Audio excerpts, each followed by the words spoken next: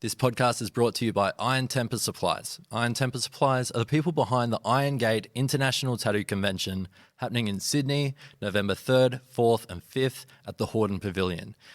It's a convention that Australia hasn't seen before. It's on such a huge scale. It's invite only. Everyone's handpicked. So it's quality and quantity. There's people that have never been to Australia before coming for the first time to tattoo at this convention. There's food trucks, there's competitions, there's exhibitions. Come down November 3rd, 4th and 5th to the Hordern Pavilion in Sydney for the Iron Gate International Tattoo Convention.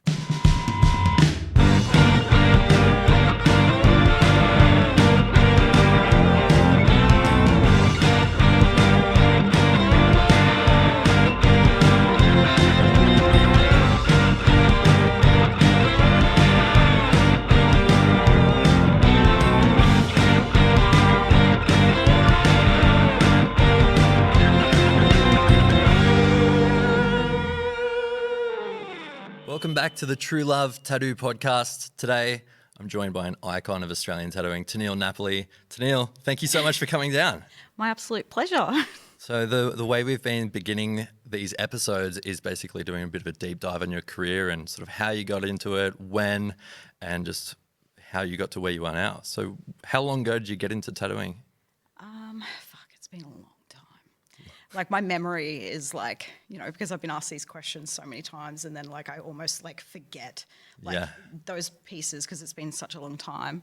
But I mean, what got me into tattooing was I met a friend, through my high school teacher. He was like my physical ed teacher, and there was a girl that was like a grade above me that had like all this beautiful tattoo work, and I'd always drawn as well, so I was always like, it's just always been my passion to draw and things like that. And he saw like the similarities in my work to what she had tattooed on her, so he like introduced us. And then when I met her, she was like, oh my god, I have to introduce you to my tattoo artist. He's amazing and he would love your work so much. So we ended up, this would have been year 11, so I would have been like 16, and I like skipped school that afternoon and went and met this tattoo artist guy that like I obviously never knew. Like my parents would have been mortified. I was like doing this shit, but I was like going into a tattoo shop, like because I seen the work that he was doing and it was just so beautiful. And I went and met him that afternoon, and he showed me like his artwork, not so much the tattoos and stuff. Back then that was like harder. It's not like you had Instagram or Facebook and shit like that.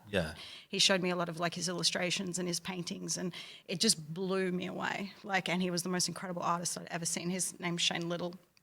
And at the time, in Brisbane, he was one of the most demanded like artists back then for doing like colour realism, fantasy and stuff like that. So he just sort of like blew my mind. And I remember like going back and seeing him, and we would draw together, and he'd give me all these like cool techniques, because like back then I used to just draw a lot of like dragons and dark fantasy weird shit that my mum would call the school counsellor. Like, my daughter like doing this shit. She's doing elves again. It's all the elves, all these giant penises for some reason.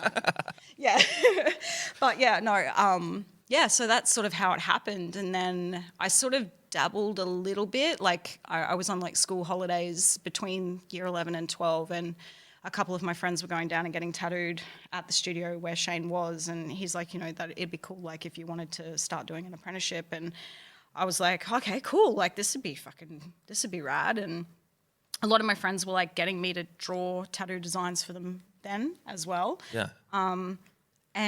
So it was pretty much just over the holidays. Like I went in there, and then my boyfriend at the time was sort of like, didn't really want me doing that sort of thing. So I sort of like swayed from it, but I always kept my contact with Shane.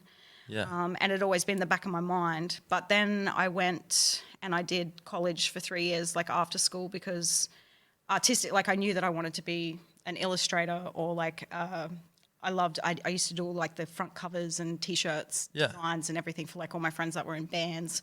So I thought I wanted to do like band promotion or like media and stuff for covers, all that sort of shit, because that's the sort of like dark fantasy stuff that I used to love. And while I was doing that, I just sort of got back in with Shane, and it just sort of unfolded. But my my start is real muddy. Like I sort of started and then I stopped and then I started again. And it was like no matter what life sort of threw at me, it always just took me back to tattooing. Yeah, okay. And I think the reason for that is because, which is actually a realization that I probably only had maybe about 5 years ago.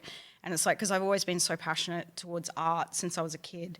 But my first passion is people. Like I fucking love people. Like you wouldn't believe. Like I just like to throw myself into like, what makes this person the way that they are, you know? Like I love hearing stories and what's the makeup behind that sort of thing. And Shane was always very similar to that, you know? So it was always about creating the art for the person. Yeah, it's something you don't really get when you're doing T-shirts and album covers necessarily. Exactly right. It's just like, you in a room by yourself drawing. Yeah, yeah. So, and that's where too, like even just since a young age, like I've found love through my art because people would love it. Yeah. You know, so validation, that was that validation that I'd get when I draw something for someone and they were just like, oh my God, this is amazing. Or I'd like do something for a friend and it was just the way that I felt needed or like that validation. I don't know. And that it's always, number one has been like through my art. And so I was really lucky. So I can't say that I mean, I was so young when it happened, but it wasn't like, I was like always wanted to be a tattoo artist. It just sort of like happened. You know? And then I just couldn't ever stop. And then after I went back to it after I had my daughter when I was like 19, because I had to stop tattooing then because like her partner didn't want me tattooing. Like my mum and dad didn't want me tattooing. Like nobody wanted me tattooing. It was like a couple of my aunties was like, yeah, this is sick, you know. But was it sort of because it was like Queensland at that time, very like bikey, like just the stigma around tattooing was still there, you know, like, and that was understandable for my parents because like my parents seen that I had talent, but they wanted me to do something with it because tattooing wasn't going to be it. You know what I mean? As far as they were concerned back then, but it was just like the more and more that I tattooed and the more I fell in love with what I do, it became something that just completely consumed me. And it's done that to this day. Like, yeah, just can't ever. So it was like, yeah, your partners at the time, like, what was there hesitation for you to get into it more like a financial, like a stability thing, or was it jealousy? Jealousy, yeah. Really? What they thought it was cool and they couldn't handle the fact that you were getting the cool tattooing like male clients and. Oh, really? Yeah. Whoa, wow. So it was just sort of, and then because, just my. Like even just drawing, because I would just never stop drawing. Yeah. Like, I was like, I just didn't have time for like anything else, I suppose. It just, like I said, it just consumed me. So when I was tattooing, like I was staying up late because it was like back then there wasn't any like, like I wasn't doing realism. Like it was all like freehand or like, you know, you'd have to like research what you're doing and all that sort of stuff. And it consumed a lot of like every moment of you know, what I was doing. I feel like am I covering everything? I'm like, I feel like I don't know if I'm. Yeah, no, absolutely. So but it's you know more. So maybe even it'd be that as well as just the fact that it did consume so much of my time and my energy and my heart. You know, like I could see that was always I've always been in love with tattooing more than anything. You said you went away for 3 years to college. What did you study? So I did marketing and new media and graphic design. So that was like basically learning how to market, learning how to, create brands and things like that just through like all different types of art. So we did, like I learnt Photoshop, I learnt Illustrator and all that stuff when it was like you wouldn't even, like you wouldn't think that would be something that would go really well with tattooing. But I was lucky enough that I sort of got on the forefront of that before it sort of really started to come through. Yeah. Because I was able to implement that sort of stuff into tattooing later on. Yeah, I feel like for people listening, they might not realize the connection that like tattooing and Photoshop might have, but especially in realism. Yeah, in realism. Like piecing things together and collaging and so much easier. But then it was like the thing too is like when like I was saying, when I first started, like I didn't do a portrait or even really black and grey for at least the first 5 years that I was tattooing. What were you doing? I was just doing whatever came through the door, whatever. Walk-in shop. Yeah, walk-ins, like custom dragons and do you know how many from Dusk Till Dawn sleeves I've done? I did a lot of fucking tribal, man. Most of the Australian, what is it, like the Australian flag, like the Southern Cross? like Southern Crosses, done a lot of those. Yeah. So yeah, it was just pretty much like all that. And then one of my other mentors, Tony Oliver, who's the runner for Swash Drive. So when Shane and I left the studio that we were at, he was going to open his own studio, but that was going to take a little bit of time. So in the meantime, I went and worked at Stone's Corner with Tony Oliver. That's Sacred Skin. And it was literally like so great for me because technically Tony is just all over everything, you know, like Shane's very artistic and he was always like trying new things. And, you know, so it's like this week, you know, we're using a 7-liner for everything and you can't use anything else. Like this is it. And then I'd just get the hang of that. And then it'd be like, all right, now we're not using that. We're doing this. So it was like very like, but it was beautiful because it was broad. So it like got me to like try a lot of things. But when it was like, this is the be all and end all. But it was like when I started working for Tony, like application wise, he was always all over it because he's such a technical guy, you know, like, and it's all about the application to the skin and your lines and what you're using and all the different things that do different stuff. So he was able to sort of like open me up to all that. Which was really great. So the few years that I spent with him were amazing, and he's still one of my best friends to this day. So Shane, you know, and then so after Shane opened his studio, it was really fucking hard to leave Tony, but like that was always what we'd spoken about. Like I knew that I was only going to be there for a little bit, and then once Shane opened his studio, I'd go back to him. Yeah. And then I was only with Shane for a few years until he got really sick. So he's been sick for quite a few years now, and he got to the point where he couldn't have the studio anymore. But when he wanted to leave, and he offered me the studio, I wasn't ready at the time. Like that'd be the last thing I would want to do is like take on a studio. Like I knew how hardcore it was, but I also love the values that Shane instilled, and that was that it's about the art and the client, not about the money, not about the availabilities, not about any of that stuff, you know. So it was like, if you want a portrait, you have to wait for the best person that's going to do that portrait. If you want, you know, traditional, you're going to wait for the person that does traditional. It's not about just like this person's open, this, you know, all that sort of stuff. And when the new owner took over, I worked for them for about a year, and everything just changed, you know, and it didn't become about the art anymore. And I found myself being really uninspired, I suppose, and sort of in this space where I was like, I just don't know what to do. And is this the way that it is? Like, I don't know. And that's when I came up with the idea to open Garage Inc. So how long had you been tattooing at that point when you went to open Garage Inc? 2010, so I would have been tattooing for 10 years. Right. Yeah, just over 10 years. Wow. Long time. Yeah. Yeah. A bunch of people that have been on the podcast, it's like, were presented those opportunities kind of like you were to like take over a shop or whatever way early in their career. And it was like one of those crossroads where it's like, you were like, I'm not ready yet. And they were like, fuck it. If I don't do it now, it's not going to happen. It was the last thing that I would want. Yeah. I can't even, I need a full-time carer, let alone caring for all these people. But it was like, at the end of the day, like my biggest passion, like I said, is people. So for me, all I wanted to do was create a space that artists could come and be free and be open to express themselves in the way that they needed to be. As well as being an artist, I'm super understanding of like all those things and stuff like that. So I wouldn't even say that, you know, for me, it's like we're all equal at Garage, you know, like it's like, fuck, I'm down here on the boss, you know, they run the show. Yeah. So when it came to opening Garage Inc., what was sort of like your vision going into it? What did you want Garage Inc. to be? Well, I didn't have any vision. All I wanted it to be was just a cool space that people could come and create. And actually the way that it came about was because I was on the piss with one of my best mates who was also my neighbour. We were literally drinking red wine in the gutter of our street. And then she was saying how she'd sort of had a bit of enough of the place that she's just a hairdresser, where she was. And then I was like, oh, you know, I feel like I need a bit of a change. And she's like, fuck, we should do it together. Like, let's just open a hair salon and a tattoo studio. Let's just do it. And I was like, okay, well, I'll see what I can do. Because back then it was hard. You couldn't just open a studio. Like, I had to go through all the rigmarole of like making sure that it was okay. The first couple of years that Garage was there, we didn't even have a shop front. Like it was just a little black door in a hole. But I was lucky enough to, at that point, I was already booked out for like 12 months in advance. So I had a lot of clients. I wasn't taking clients from anyone.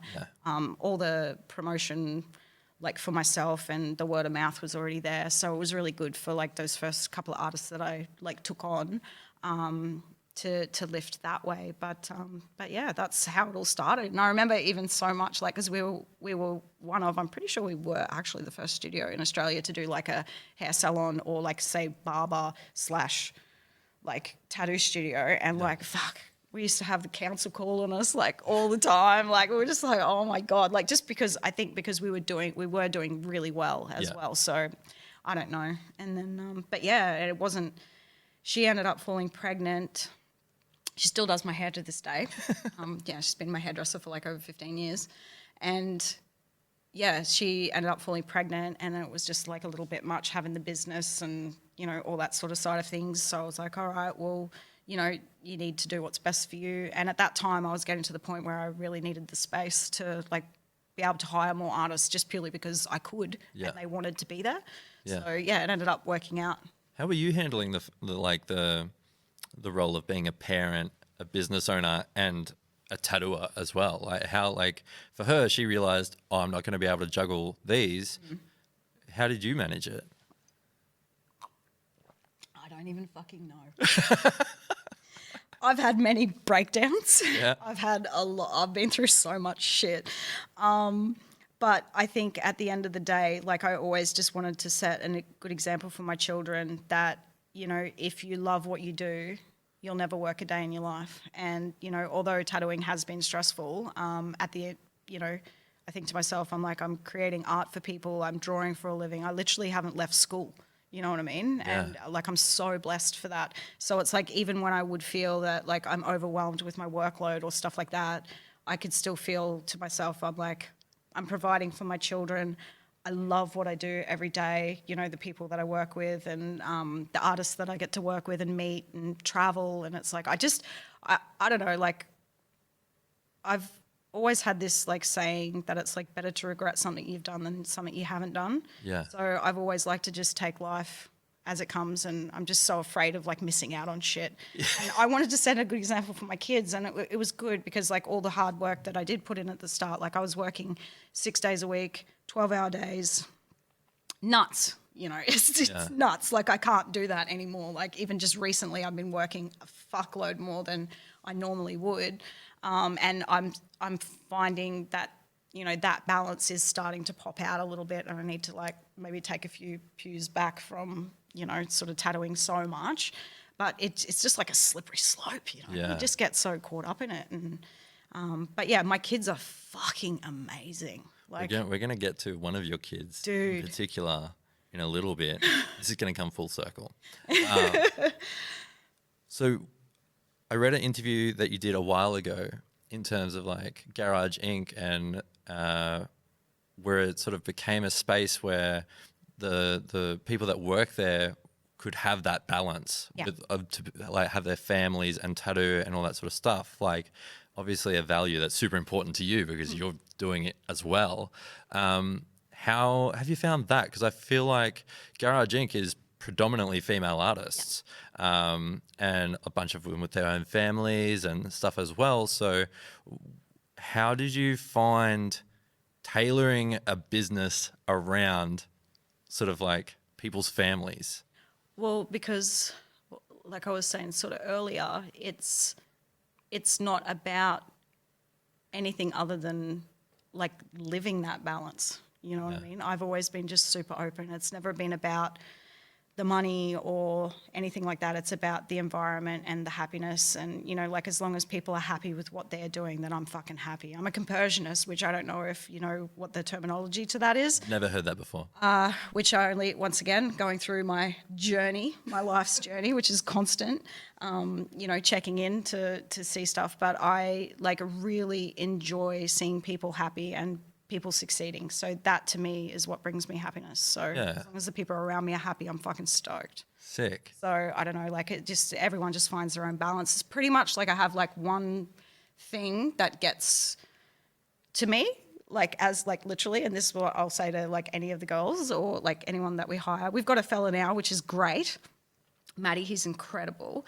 But it's like, it's just rescheduling. I can't deal with like unreliability with clients, because like clients of like our clients travel from all over Australia, the world, you know, like they've taken time off from their busy lives, and it's like to just like not show up or to like reschedule constantly. It's just like that unreliability. But as far as that's concerned, the guys can do whatever the fuck they want. They can travel as much as they want, as long as they just make sure that they've got the time scheduled. Yeah. You know, and all that sort of stuff. So that's pretty much the only thing that I ask for, and everyone just pretty much just does what they want. And it's really beautiful because we just draw in those people. So like for me, I never anticipated to have an all women's studio or to be predominantly women's studio. It just happened. Yeah, right. You know, so like the women just became drawn to me and that environment, and having them in there, we just like support one another. There's no ego, like we're all very similar in that aspect. Like most mornings, like we all work together and we like help each other out with our designs. Like, so there's like so much input going on, you know, and sharing and creating and stuff like that. So it becomes one of those environments where you look forward to coming to work. Yeah, I do. I love it. Like I work with my best mates. Like I'm just like, you know, so it's good. But and then that allows you to have the balance too, because when you're at work, you're not stressed. Like you're going to see your mates, and it's like even if you have a stressful day or whatever, you can like vent to any of the girls. Like, oh, we love our mornings. You know? It's great. Like a shit day tattooing is still so much better than digging a fucking hole. 100%. like I'll get home and I'll have a little whinge, and then I like got to check myself, and I'm like, oh no, this is still like streets ahead of someone else's worst day. It's comparative. You know? So you're comparing like the fact that our life is so rad to like a little bump that is like nothing. Yeah, it's like, man, they were 15 minutes late. Yeah. Like, that's okay. Like, it's just, But those days they do, but then you try and put it into perspective and just be like, this is still like such a rad day, you know? Yeah. But, you know, we all have them, but it's comparative. That's just life, isn't it, though? So people do. You've had Garage Inc., and then over time that's evolved in itself to become the Manor. Like, yes. Tell us about the Manor. So we did, back when we were in Brownsea, I had this like vision that I wanted to have like a live music venue and like tattoo studio and all that sort of stuff. Because like I was saying, even back then we had like incredible international guest artists, like, you know, like Nico and like all these like big names were coming to fucking Browns Plains. Like our clients were flying like from all over Australia, and they'd have to stay at the Browns Plains Motel. Like, and I don't know if you guys know about Logan, but it's not 5-star like the whole suburb, mind you. It is rad, and I'm proud that I'm from there. Like the girl out of Logan, you can't take the Logan out of the girl, but you know, it sort of just got to a point where I wanted to do something because we could, you know, like, and when I sort of decided that would be probably a little bit too much for me, then I started looking at places, because at the time I'd already had, like, Carly was living with me. Like, I've had a lot of the girls, like, living with me on and off, and then we'd have guest artists that'd stay. I'm very communal, like, person when it comes to that sort of stuff. And I was like, I need somewhere where, you know, like the guests can stay and, you know, some of the girls can live, you know, and we can sort of be open, have like accommodation around where clients can come and stay, and it's not, you know, it's wherever they want to be. And like the Gold Coast was perfect for that. And I always wanted to be on the coast. So I worked my fucking ass off because nobody wants to give a fucking loan to a tattoo artist, but I saved up all the money that I, you know, could to get the deposit for the Manor, and that's what we did. But it was a bit difficult because literally, so it was only a few months after I'd actually signed like the contract and like everything had gone through to get it, that they brought in all the new laws in Queensland. So I know it's different down here in Melbourne, but they brought in a lot of laws in 2014, 2015, which basically stopped international artists from being able to come and tattoo without licenses. And unless it was either side of a convention. Yes.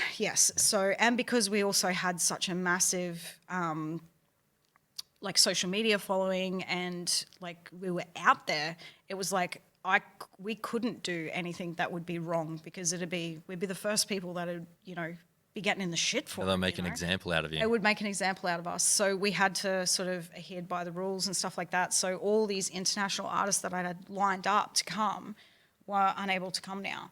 So, but then in the same aspect, it was still beautiful because like a lot of the girls, like I was saying, you know, were living there and it was just a really cool environment. But it sort of got to that point where we couldn't expand any further because of the, you know, council regulations of like how many artists we could have and all that sort of stuff. And we're sort of getting to the point where we're like, oh, you know, we'd forget our lunch and, you know, like it'd be just, it was just, and then when I fell pregnant also with my youngest, yeah, like the whole like communal thing when you have a newborn and all that sort of stuff was, you know, sort of like a little bit much. And I'd spoken to a few of the girls and they're like, dude, like we'd be happy to go back to like a street shop, like somewhere that's really fucking cool. And then, yeah, I ended up starting to look around down the Gold Coast and that's where we are now in Tugun and it's fucking sick. Yeah. And it's like, because we're like right on the water and it's like a little country town. So like, and there's heaps of accommodation. Like most of our clients just stay in the, is it the Riviera that's like just up the road and heaps of places to eat. So it's like almost like the best of both worlds really. Yeah. Yeah, which is really cool. And then we've been able to expand. So we've got so many artists now, which is It was one of those things where it sort of kept growing and growing and getting too big. And then you're like, I don't know how sustainable this is going to be. And then taking like downsizing, but sort of like, I don't know, that like downsizing and realizing, oh, you know, sometimes less is more in a way. No, but a few of the girls have been like, so. When are we bumping it up again? Yeah. That's been like, I'm like, oh, I haven't even, you know, like, because now it's like, possibly. I don't know. I never know where I'm going to be or what I'm going to do. I never say no to anything. Yeah. You know? So I'm like, I get itchy feet. I go walk about. Yeah. That's why I just like to keep shit interesting. It was so funny because usually every year I'd like go on Christmas holidays. But I wouldn't go on Christmas holidays. I'd just come into the studio and like completely change it. And I'd be like, change all the girls' bays. And like, because a lot of my girls have been with me for over like 10 years as well. So we've got a lot of OGs and stuff in there. And it's like, they'd just be like, oh God, it's Christmas time. Where's Teneile going to put me? You know, because I just come in and like change all the bays. I feel like that's a mum thing. Yeah. I remember like whenever I'd go home from uni or whatever and go home, all the bedrooms had moved around, all the furniture around the whole house had moved.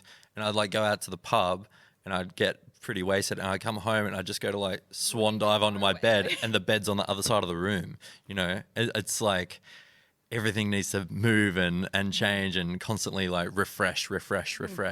But it's actually really funny because it just in the last couple of years, the last 2 Christmases, I haven't actually done that. Okay. Which is weird for me. I don't know, maybe if I've just hit like a little happy spot. Yeah, okay. You know, where I'm just, I don't know, life's content. good. I'm living my best life. Yeah. And it's not too bad.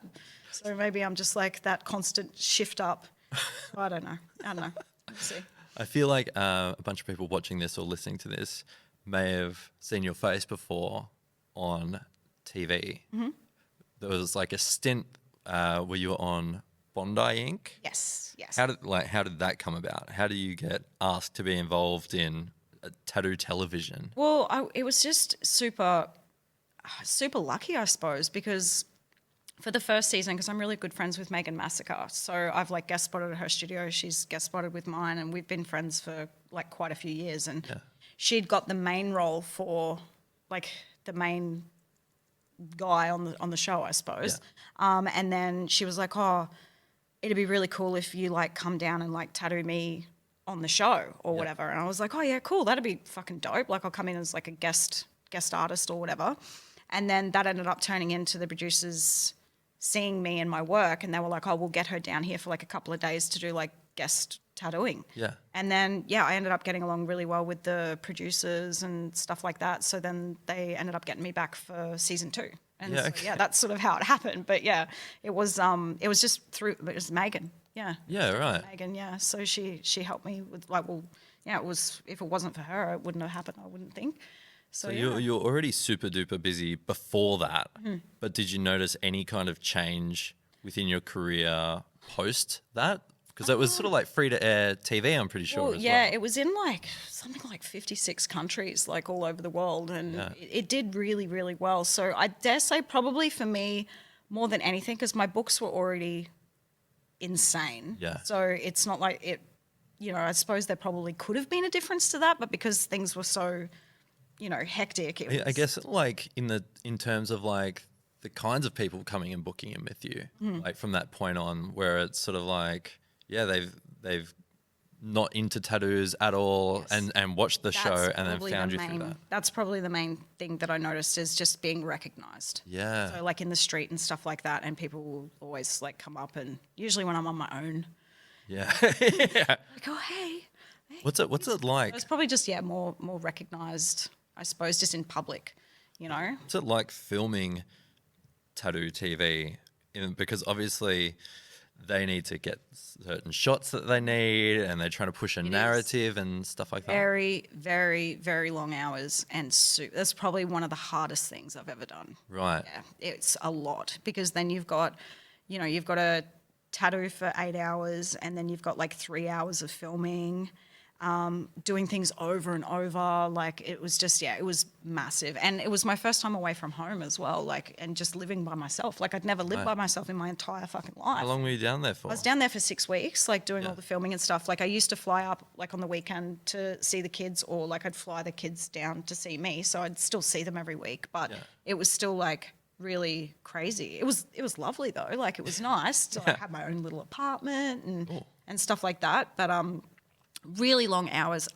Super blessed because the crew that we filmed with, everyone was amazing. There was just not one bad person on there. So like, I mean, shit was great, and we were all working just as hard as each other. So it was cool. Just did things take longer because they're getting filmed, where it's like, you know, a tattoo that might take 4 hours would take 8 hours because you're starting and stopping or anything like that? Or did they just kind of like just let you do your tattoo and then they just work around you? Pretty much, yeah. So that was one of the really good things about it. But then sometimes like you'd finish and then you'd still have to wait like a couple of hours to get like the cut over like interviews for stuff, because it'll be somebody else's. Yeah. Like it's really like crazy, like how everything's like balanced out. But yeah, I just remember just being massive days. I always think about it. I like watching MasterChef, and I'm like, they're filming this and like there's so much, all their food's going cold before they're going up, and like, how are they doing this? And then it got me thinking about, like tattoo TV. I'm like, does it like, interrupt the process of doing the tattoo itself in any way? I mean, sort of a little bit, but not as much as you'd think. Yeah, okay. They were pretty good as far as like, you know, because you can't really keep your client waiting for too long, you know, as far as, you know, all that sort of stuff. Were they just like clients that you just book normally, or did they like book through the show, or? So they were all my clients, which was good, you know. So I ended up, I think, because I had enough that I was like, because I really wanted to do cool shit as well. So I was like, well, you know, I'm just going to get in these people that I thought are going to, you know, have a really fucking cool story to start with, because most of my clients do. Yeah. You know, everybody fucking does, but you know, that's stuff that they want for fucking television and all that sort of shit. So, like, I mean, shit, I was tattooing like every day. And so there was like probably half the tattoos that I actually filmed were aired on the show. So they just chose like obviously which ones that they wanted to like put through. So a lot of the ones I didn't even know which ones were going to go to air or which ones weren't. So interesting. Yeah. So after that, I feel like kind of recently your daughter that you had at like the very beginning of your career, how old is she now? 19. 19? Yeah. And she's your apprentice now.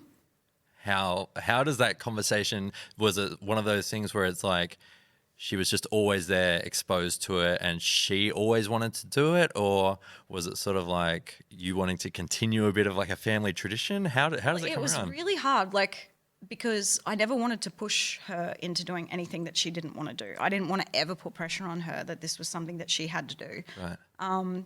So it wasn't until probably last year or the year before that I sort of had a realization that maybe I should have voiced to her that I think it would be a really cool idea if she did want a tattoo, because of course I'd love that, you know. But I also didn't want her to be like, oh, you know, like I have to. Like I wanted her to, if she was going to tattoo, I wanted it to be because she wanted to tattoo, not because I wanted her to tattoo, because there's no other way. It's a passion, you know. Was she into it, like getting tattooed when she turned 18 and stuff? Oh yeah, straight away, man. Yeah. She loves tattoo. She's starting to get covered already. Yeah. She loves all the new, you know, because she's in that younger generation. She's going that like little trinkety sort of you know, cool. And then she like loves traditional. So that's what she's doing. She's not doing realism. She's traditional.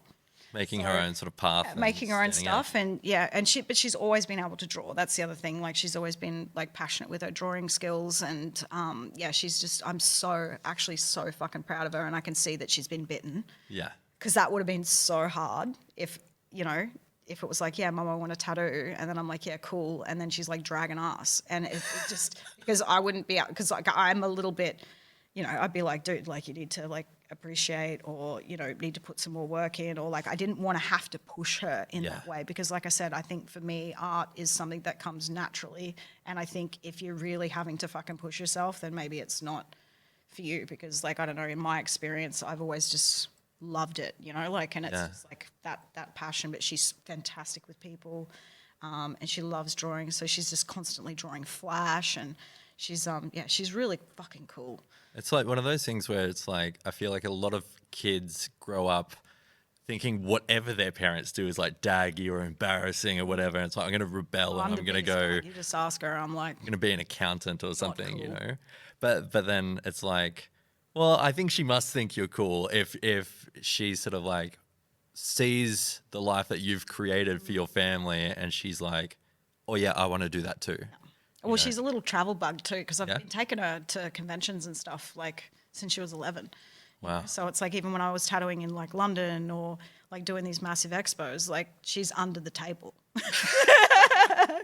She's like ripping paper my towel. paper towel, like she's been doing that since she was little, and it was so cute too, because I remember we were at one of the conventions in where was it, Hawaii, the Hawaii convention, and Freddie Nigaretti was there with Boo Boo, and it was so cute because he's like, oh yeah, Boo Boo used to be the kid sitting underneath the convention table, like ripping paper towel and stuff, which is what Amity was doing. And yeah, she was probably like 11 or 12 or something like that. And it was just super cute. Like just that, how they do, obviously grow up. But I'm just glad that it was like 100% her choice, and I never had to like, put that pressure on her. But I mean, she's smart. She loves to travel. She loves creating, and she's got such a fucking rad environment to create in as well.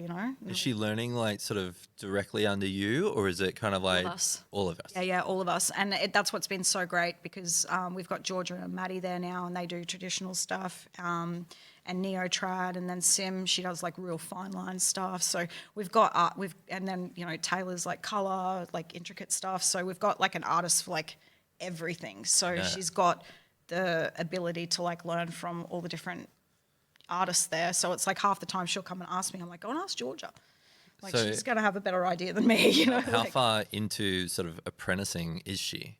A year. So when did she, so she's been, when was it? I've got a terrible memory. I think she's been tattooing probably about 7 months. But she's been apprenticing for almost 2 years. Right. So, she's apprenticing for 12 months before she picked up a machine. Like, did she finish school early as well? No, she didn't finish school. She pretty much, she had sort of just graduated, but then they still had like a little bit of school left. So towards the end of year 12, that's when she started apprenticing. She cool. Had time, so It's so crazy when you see tattooers that aren't old and they've been tattooing forever.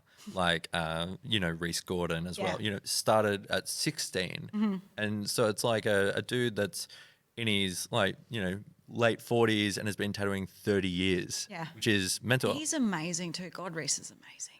He's just got that passion, man, and that excitement, and it's like... I feel like you're the same. Like, you started, like, quite young as well. Yeah. And it's like, you've been tattooing forever and you're not old, I literally couldn't do anything else. Like, if something happened, like, what would I do? Like, it's just like, I can't even function as a human. Like... But do you ever think back to, like, studying marketing and stuff at uni, and maybe once you finished studying and then started your tattoo career again...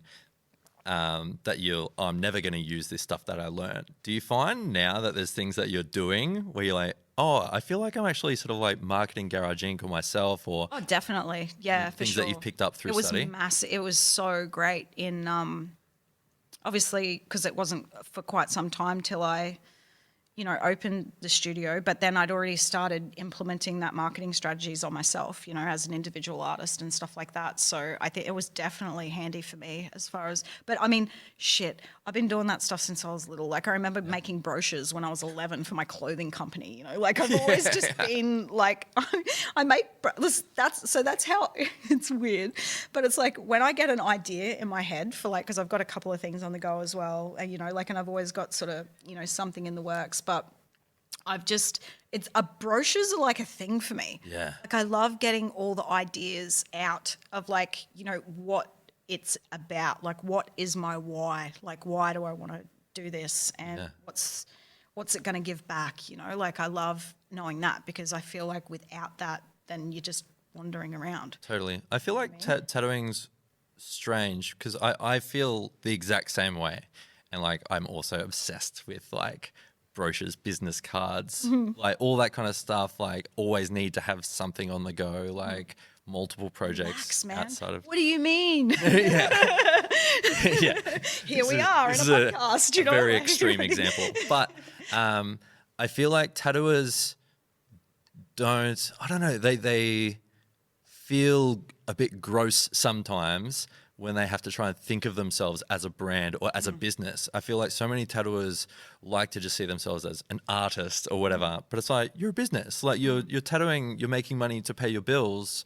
It's a business, So it's like, why are you not treating it the same way that every other business treats it with strategy and marketing and stuff? And I think the misconception with heaps of tattooers is that they think if you're implementing marketing and strategy and all that sort of stuff, then it's inauthentic. And that they're, being something that they're not instead of like using it to. But then that might be them being something that they're not because they're not wired in that way as well. You know what I mean? Like some people have just got that drive and that ability to like put themselves out there. And I know that it definitely changed for me once I opened Garage. Like, so I was probably more withheld with that sort of stuff. And I knew the way that we would do it, but that was always like Shane because like we'd literally like work our asses off like a couple of months before any tattoo show because that was the only way you could get your name out there like properly, like was to be in all the magazines and go to the shows, get old Keith to take photos of your tattoos and put them in like Tattoos Down Under and shit like that and all that sort of stuff. But I learnt that from him. Like that was always the way that like he'd done all his stuff. But then when I opened Garage, then it was like it wasn't just me anymore. Like I needed to promote for these guys that I've like brought into my space, and I want to make sure that they've got enough work and, they're being able to do all this stuff. So it was just like sort of, it became something that wasn't me anymore. Yeah. It became the livelihoods of the people that I had under the wing, so. Did that sort of come in the form of like search engine optimization and like, that kind of stuff like social media and just leaning into all those sort of things? Definitely, probably. Well, our social media is always, we've been really lucky because it's been quite organic. I've never paid for like advertising or marketing or anything like that. But for me, it was more, doing the shows and getting out there. So like we used to do a lot of the conventions, like when, Melbourne and Sydney and all that sort of stuff. So I'd take the guys down there and we'd do the conventions and enter in the, awards and all that sort of stuff. And I think, winning awards and like doing all that stuff was like really fucking great for, any exposure that we had back then. So yeah. So it's sort of like people that may be new to tattooing, getting into it, it's sort of like push yourself and like get out there and, like expose yourself to things like conventions but then also in the same aspects, like I think it's great, but I think the key more than anything, which you would know yourself, is people. You gotta like, it's your work, it's your authenticity to your craft. Because like that's the biggest, more than social media, more than fucking anything. It's like people walk through our doors and they have the best day. And they want to come back and they want to fucking tell all their friends. It's like you could have the biggest social media following in the world and some of the best work in the world. If you're an asshole, people are going to come to you once. They're never going to come back. But it's like, that's what a lot of people don't realize is, with the girls and like with the studio, it's like literally like, our clients come in and they literally have the best day. They feel that they can open up to us. We love having a good chat, having fun. It's just actually a fucking circus in our studio. But it's like, and I think too, on top of that though, too, because we're all girls, it's like the dudes that come in, it's like they're exposed to like almost like a hair salon. Yeah. And like they don't realize like how cooked women are, you know, in the way that we talk, you know, because we're like super open and we're just like talking about the most fucked up shit. They probably walk out going, "Oh my God, like this is worse than being in like hanging out with dudes," you know. Like, so I don't know, but I don't know, but yeah, I think it's about that, and then just the way that you listen to your clients and the way that you know, express to them, you know, their needs and their wants and what they're after as well, you know, like it's even the way that I work. Like I would much rather someone tell me emotionally how they're feeling about the work that they want to do than specific like imagery, you know. So, and that's the best way that I work.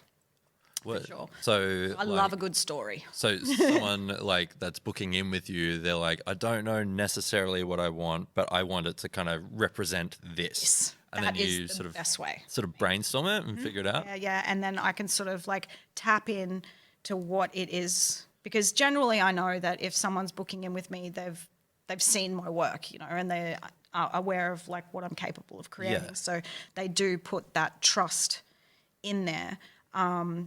You know, which sometimes is hard to implement into, you know, artists that I've had that have, you know, just started working and stuff, because they don't have that like sort of confidence in their own abilities and things like that. And it's like, well, people are coming to us because they trust in that, you know, and to be like, because I feel like the more confident or the more like open you are with your ability as well, and to recognize what your client is after, then it just makes the whole process like so much fucking easier. In saying that, like, every single day I'm meeting a client if I'm meeting a client for the first time that I've never tattooed before, I'm so nervous. Yeah. Like, and even ones that I've tattooed before, like over and over again, I'm like, okay, so we've got this for you today. Like, I mean, it's much easier when I do all freehand stuff, because it's like I just do a few scribbles and I'm like, you look in the mirror and they're like, okay, well, I can't see a fucking thing you're doing.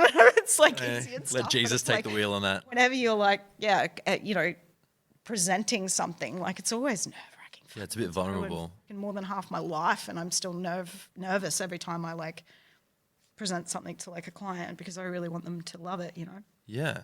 Yeah. Do you like? I find it hard sometimes. Like if I have a consult, like I don't have too many consults, because traditional is pretty straightforward. I want a panther. Yeah, cool. Consults maybe twice a year for me as well. Yeah. Really? Everything's so front. Yeah, okay. But I find sometimes when you're like trying to explain an idea or something to like customers, a lot of customers, like, I don't know, because we do it all day, every day, find it hard to like visualize what you're talking about sometimes. Do you like, and especially if they're going off, this is the sentiment I want to convey in a tattoo as opposed to specific imagery. And you're like, yeah, maybe we can do this or this or this.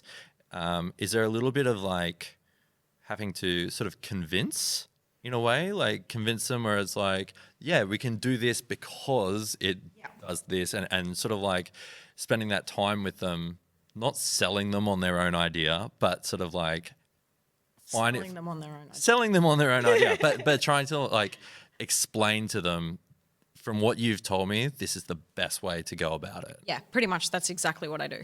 Yeah. So it's all just about in like the delivery of, you know, because I have created what I believe is the best, you know, for what, you know, in my heart, I know that, like, I don't like just knock shit together, you know. Yeah. And it's like, you know, I've tried all these different things, or like what's going to work and what's not. But I mean, obviously sometimes for me it's a little bit more difficult, because a lot of my stuff is freehand, like with the elements of the realism. So, you know, a lot of the time in the morning I might have like a really, really rough sketch just to sort of show them roughly what it's going to look like. And then, it's very rare though that someone will be like, oh, you know, I'm not sure, but I journal every morning. Every single morning I write in my book that like my client is going to fucking love the design that I did today. And I like. Like you're manifesting? Oh yeah. Really? I'm all about that. I spend like an hour every morning journaling about how fucking I'm going to make today my bitch. When did you start journaling? About 2 years ago. Right. What made you, did you just see that someone else did it and they explained the benefits? Well, I started trying to recognitively train my brain around like anxiety and, you know, thinking with more gratitude and things like that, because I always feel like I've been a really grateful person. But, you know, times, like I feel like sometimes I just kept making the same like mistakes as far as like giving myself too much. Yeah, okay. Because like I said, I'm a people pleaser, but it's not due to a lack of, I suppose, insecurity. It's because like I actually get off on it. Like I love seeing people happy, you know. But there's been times and times and times in my life where I've just, you know, allowed that too much to the point where I've got nothing left, you know. Yeah. And so I really wanted to start like, reworking on myself in like my boundaries and, you know, the stuff that I'm happy with, but completely living in my truth, like 100% authentically be able to say when I'm happy with something or when I'm not happy with something, dealing with relationships, clients, business, absolutely everything. And it's changed my life, you know, because I don't even get to a point anymore where like I overthink a situation because I deal with it. Right. Like in the moment, like, you know, as soon as I possibly can, like I'll address something and then there's not even anything, rather than laying in bed at night going, oh God, I've got to deal with this. Or like even the smallest of things, you know, that keeps you up at night, like worrying about stuff. So is the sort of purpose of it to write it down and kind of like like put into words how you're feeling, or like, and just get it down? Or is there sort of the point to like write it down so you can reflect on it later? Like, do you go back and read? So yeah, because some mornings I'm like, I won't journal. Some mornings I'll just read my old journals, you know, and then that'll sort of set me forth. Or like I'll read something, because sometimes I'll journal about things that I want to happen, but as they've already happened, you know. So it's like I sort of put myself into, like I did the same thing when I got the Manor. So it was like there was so many steps to what I had to do and what I had to fucking do to obtain this unrealistic fucking thing that I wanted to fucking do. So I would just imagine myself wearing this jacket that I bought. It was this sick fucking just, I love fashion. I love all that sort of shit. So I bought this beautiful, it was almost like a Hugh Hefner robe, which was one of the things that actually inspired me to get the Manor, because I went to the Playboy Mansion. With one of my girlfriends who was a Playboy bunny at the time. Anyway, we went there and I was just like, because she just loves Hef, like adores Hef, and like how he'd like created this beautiful safe space for all these girls, because like as much as you read or you find out or you hear or whatever, like the amount of women that he's helped in like their career and creating this fucking place where they've been able to like lift their careers and like all this sort of stuff. Anyway, I was feeling very inspired. And that was when I was like, fuck it, this is what I'm going to do. You know, like I'm going to create a space. You know, it's not the fucking Playboy Mansion, but there's no grotto. You know, there's no grotto. I'll still want a grotto somewhere one day. But yeah, so I don't know, like I visualized myself and I started buying furniture like you wouldn't believe. Like I started like, because I love antique furniture. Like some girls are into diamonds and things like that. Unlike me, it's like antique furniture, anything that's got like a story to it. Like antique. Do you have like one particular piece of furniture which was like the holy grail find of antique furniture? I've got a couple. I've got actually and one of them was a gift actually. My friend Fabs gave me this beautiful fucking mirror. It's like this ornate mirror, and that's actually what probably like set me on the antique road. You know, like I got this mirror and then I just started becoming obsessed, because like I started like rechanging the way that the shop was. Like all the dresses are like over 100-year-old like antique like dresses and stuff like that. But then I've got like all this other stuff. But anyway, long story short, I started buying a lot of it because I knew that I was going to have this massive 1,000 square fucking house that I hadn't obtained yet, hadn't even found it, didn't even know where it was. They almost had an intervention with me because they're like, Teneile, like, where are you putting all this furniture? Like, it was literally overflowing out of my back, like, patio. I'd filled the shed. They're like, you know, what's happening? But yeah, I just visualized like all this furniture, like me wearing my robe, walking in to the Manor for like the first day. And it was like, and then everything else just sort of like started to like fall into place. And it was, I got rejected on a few places that I wanted as well, where I just sort of like just missed the mark and I'd fucking fallen in love with it. And I'd like visualized everything and then it didn't happen. And then I was like heartbroken because I'm like, fuck. But then like something else would go and I was like, fuck. And it was like, and then I ended up with the place that we ended up with and it was like perfect. And I think that was one of the biggest things for me. It was like, you know, rejection is just redirection. Right. It's always been like that, you know. So it's like the more mistakes that I've, you know, made or like I've built myself up to something, it's like any time that anything has like fallen through or hasn't gone the way that I've wanted, like it would used to like crush me because I'd like work so hard on something or someone or, you know, whatever it was that I was putting all my eggs into, and it didn't quite turn out the way that I wanted, or I'd just missed the mark or something like that. And I'm like, every single time that that's happened where a door's shut, another one's open, and it's been even more amazing. Yeah. So I live my life very much open to everything and attached to nothing. Rad. And that's the way that I'm able to live in my truth. Yeah, sick. Yeah.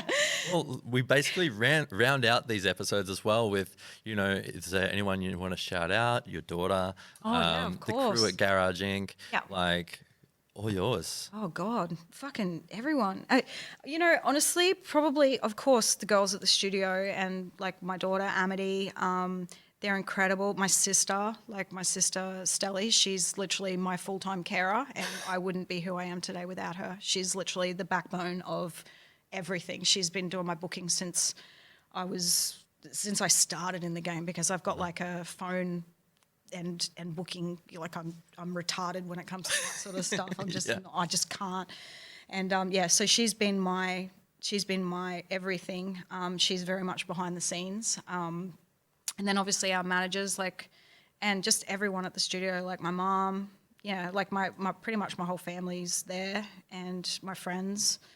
But yeah, a lot is like the industry itself. Like I love our fucking industry, and I love the people that are in it. Say for instance yourself, and you've created this cool thing that people can come and like listen because you care.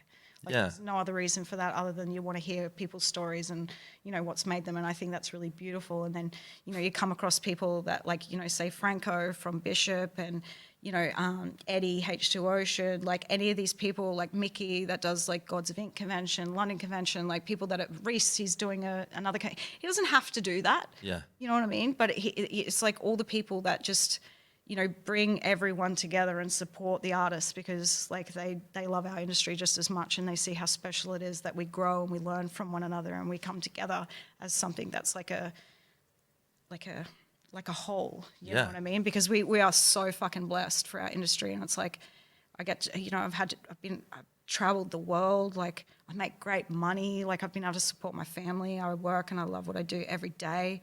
And I'm grateful for that. I'm grateful for the people in our industry that have like made that possible, you know, by getting artists together and just making it fun and cool. And like I said, convention runners, or, you know, the people that work in even just, like I said, even Sullen were incredible. Like, fuck man, they like did so much for my career, and it was just because they wanted to bring artists together and create like a really cool environment for people and stuff like that. And just, there's honestly just too many people. Yeah. Like I've already mentioned a few, like just shout out tattooing.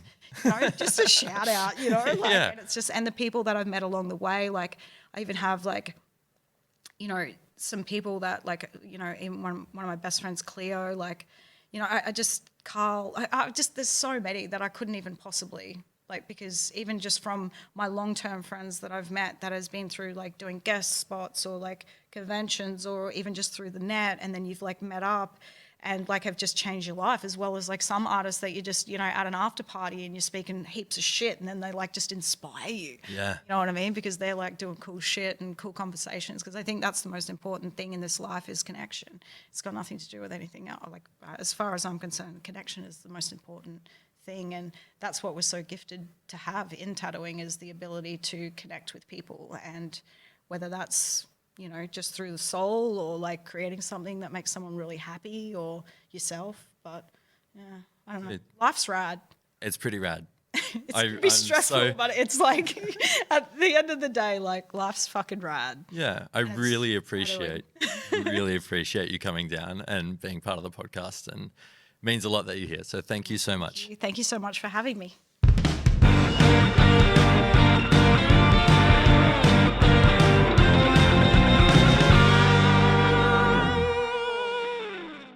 This podcast is recorded at Stupid Old Studios here in Melbourne. It's amazing space. You can come here and record audio, video, podcasts, and so much more. Check them out, stupidoldstudios.com.